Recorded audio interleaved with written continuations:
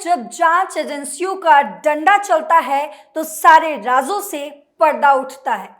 जब बिहार में पूर्व विधायक और आरजेडी नेता पर ईडी का हंटर चला तो ऐसे राजों से पर्दा हटा, जिसके बाद पूर्व डिप्टी सीएम तेजस्वी यादव और पूर्व सीएम लालू प्रसाद यादव के नामों का जिक्र भी शुरू हो गया।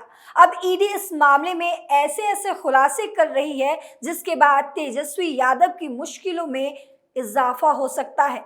लेकिन कहानी में एक और बड़ा ट्विस्ट है जो आपको आगे खबर में बताएंगे। लेकिन पूर्व विधायक किस तरह से सबकी आंखों में धूल झोंक रहे थे, उसका पर्दाफाश पहले करेंगे। नमस्कार, मैं हूं आपके साथ पल्लवी सिंह। आप देख रहे हैं हमारा खास शो टर्निंग पॉइंट। पूर्व विधायक के कारनामों का पर्दाफाश, आईएएस भी ईडी की रडार पर। नए खुलासों से फंस गए तेजस्वी यादव। 30 घंटों तक चली छापेमारी से हड़कंप। ईडी की रडार पर आए पूर्व विधायक और आरजेडी नेता की वजह से अब जांच की आंच तेजस्वी यादव और कई बड़े नेताओं तक पहुंच सकती है, जिसने एक बार फिर से बिहार की सियासत में भूचाल ला दिया है। प्रवर्तन निदेशालय के पूर्व विधायक गुलाब यादव और आईएएस अधिकारी संजीव हंस के यहां छापे की कार्यवाही करीब 30 घंटे बाद पूरी हो गई है, जिसके बाद चौंकाने वाले खुलासे हो रहे हैं। सूत्रों के मुताबिक अपनी जांच के दौरान ईडी ने कई बेशकीमती घड़ियां, जमीन और अन्य संपत्ति में निवेश के दस्तावेज जब्त किए हैं। पंजाब, गोवा के साथ कुछ बाकी शहरों में भी संपत्ति की जानकारी मिली है। संपत्ति का कुल मूल्य कितना है और किसके नाम पर है, यह संपत्ति, इसकी पुष्टि प्रवर्तन निदेशालय की तरफ से नहीं की गई है। पूर्व विधायक के बैंक में जमा 4 करोड़ रुपए की जानकारी भी सामने आई है। प्रवर्तन निदेशालय ने अलग अलग तरीकों से मिली जानकारियों के बाद मनी फॉर लॉन्ड्रिंग एक्ट मामले में पूर्व विधायक और आईएएस अधिकारी के आवास पर छापा मारा था। छापेमारी पटना के अलावा झंझारपुर, पुणे, महाराष्ट्र समेत कुल 12 स्थानों पर की गई थी। आईएएस अधिकारी के यहां जांच मंगलवार को ही कुछ घंटों के बाद समाप्त हो गई थी, जबकि गुलाब यादव के यहां छापेमारी पूरी हो गई है। ईडी ने क्या क्या बरामद किया? ईडी सूत्रों के मुताबिक निदेशालय ने अपनी जांच के क्रम में कई अहम जानकारियों के साथ लैपटॉप, पेन ड्राइव और कंप्यूटर हार्ड डिस्क के साथ ही संपत्ति में निवेश किए गए कई दस्तावेज भी बरामद किए हैं। जांच के दौरान कुछ विदेशी घड़ियां भी बरामद की गई हैं, जिनकी कीमत 40 लाख से ज्यादा बताई जा रही है। पूर्व विधायक के एक बैंक खाते की जानकारी भी सामने आई है, जिसमें करीब 4 करोड़ रुपए जमा होने के सबूत मिले हैं। सूत्रों की माने तो 1 किलो के करीब सोने चांदी के जेवरात भी बरामद होने की बात सामने आई है। संपत्ति में निवेश के जो दस्तावेज बरामद किए गए हैं, उनमें गोवा और पंजाब में प्रॉपर्टी के कागजात भी हैं। प्रवर्तन निदेशालय ने दस्तावेजों की जांच भी शुरू कर दी है। बिजनेस पार्टनर निकले पूर्व विधायक और आईएएस। इस पूरी कहानी में अब आपको उस धमाकेदार खुलासे के बारे में बताते हैं जिसने पैरों के नीचे से जमीन खिसका दी है। दरअसल बिहार के सीनियर आईएएस संजीव हंस और आरजेडी के पूर्व विधायक गुलाब यादव के ठिकानों पर जब ईडी ने छापेमारी की तो ब्यूरोक्रेसी में खलबली मच गई। इसका आलम यह था कि ईडी के अफसरों को देखते ही आईएएस संजीव हंस ने खुद को घर के एक कमरे में बंद कर लिया था। लाख मिन्नत करने के बाद भी संजीव हंस ने दरवाजा नहीं खोला। बाद में ईडी के अधिकारियों ने कमरे का दरवाजा तोड़ दिया। दरवाजा टूटने के बाद ही संजीव हंस कमरे से बाहर आए। एक आईएएस पर ईडी की छापेमारी मामला शुरू में समझ में नहीं आ रहा था, मगर अब इस पर से पर्दा उठ चुका है। एक महिला को 90 लाख कैश और 20 लाख की कार देने का मामला सामने आया है।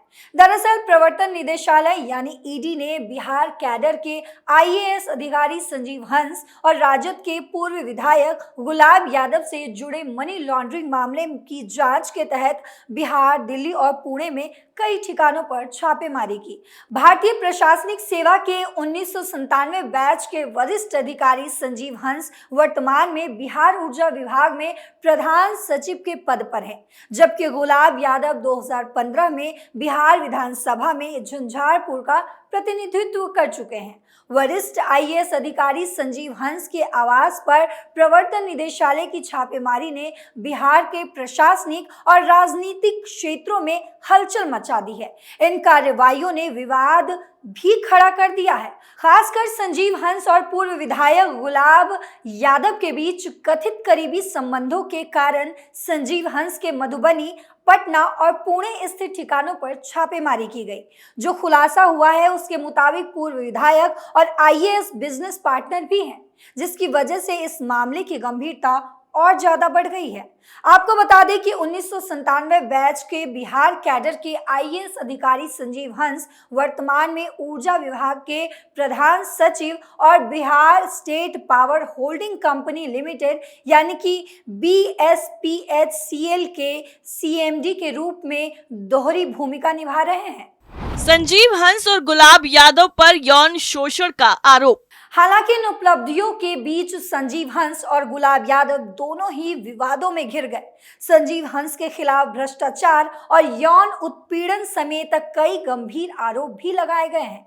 जांच एजेंसी ने यौन उत्पीड़न से जुड़ी घटनाओं में गुलाब यादव की कथित भागीदारी की भी बात कही है।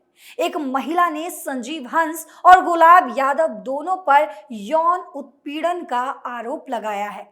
उसने दावा किया है कि गुलाब यादव ने 2016 में महिला आयोग में सदस्यता देने की आड़ में उसका यौन शोषण करने की स्थिति में लाने के लिए अपने प्रभाव का इस्तेमाल किया।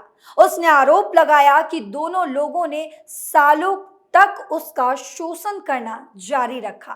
इसके कारण उसने 2018 में एक बच्चे को जन्म दिया, लेकिन गुलाब यादव ने इन आरोपों से इनकार कर दिया।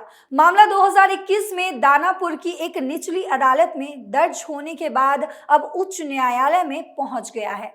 इन घटनाओं ने न केवल वरिष्ठ नौकरशाह संजीव हंस की प्रतिष्ठा को धूमिल किया है, बल्कि बिहार की प्रशासनिक व्यवस्था के भीतर नैतिकता और जवाबदेही पर भी सवाल खड़ा किया है।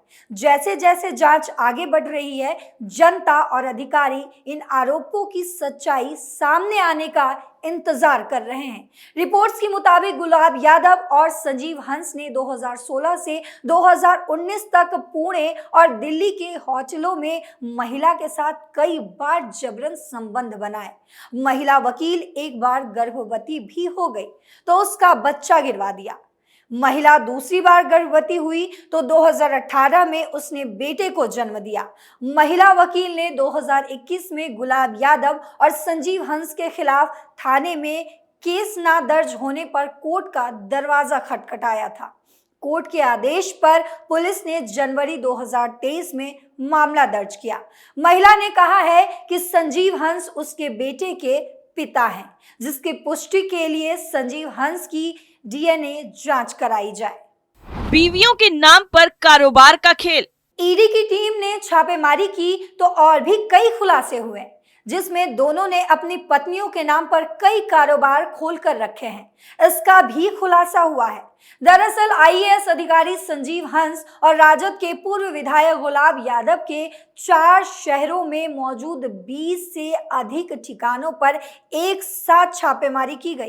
कार्रवाई के दौरान पूर्व विधायक और आईएएस अधिकारी के बीच गहरे कारोबारी संबंध का खुलासा भी हुआ है।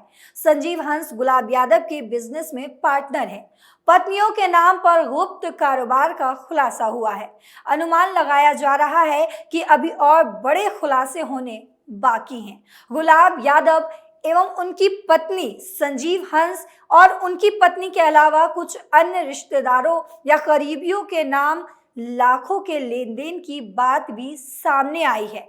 पुणे में आईएएस की पत्नी और गुलाब यादव का संयुक्त रूप से एक सीएनजी पंप भी मिला है, जिसमें करोड़ों का निवेश है। हालांकि कितने की गड़बड़ी पकड़ी गई है, इसकी पुख्ता जानकारी अभी सामने नहीं आई है। विभागीय सूत्रों के मुताबिक गुलाब यादव के ठेकेदारी समेत अन्य कारोबार में संजीव हंस की स्वयं या पत्नी के नाम से साझेदारी भी है। इन दोनों के कई साझे कारोबारों के अलावा बैंकों में लाखों रुपए के लेन देन का भी खुलासा हुआ है। पुणे और दिल्ली में कुछ साझा संपत्तियों से जुड़े कागजात भी हाथ लगे हैं। दिल्ली में कुछ सरकारी ठेकेदारों को ठेका दिलाने और इससे संबंधित कई लेन देन के दस्तावेज भी छापेमारी के दौरान हाथ लगे हैं। दरअसल ये पूरी कहानी अब कहां जाकर खत्म होगी, ये देखना काफी ज्यादा अहम होगा और इस जांच की आंच किस किस तक पहुंचेगी, इसका खुलासा भी जल्द हो सकता है। टर्निंग पॉइंट में फिलहाल के लिए इतना ही। बाकी खबरों के लिए देखते रहें कैपिटल टीवी। नमस्कार।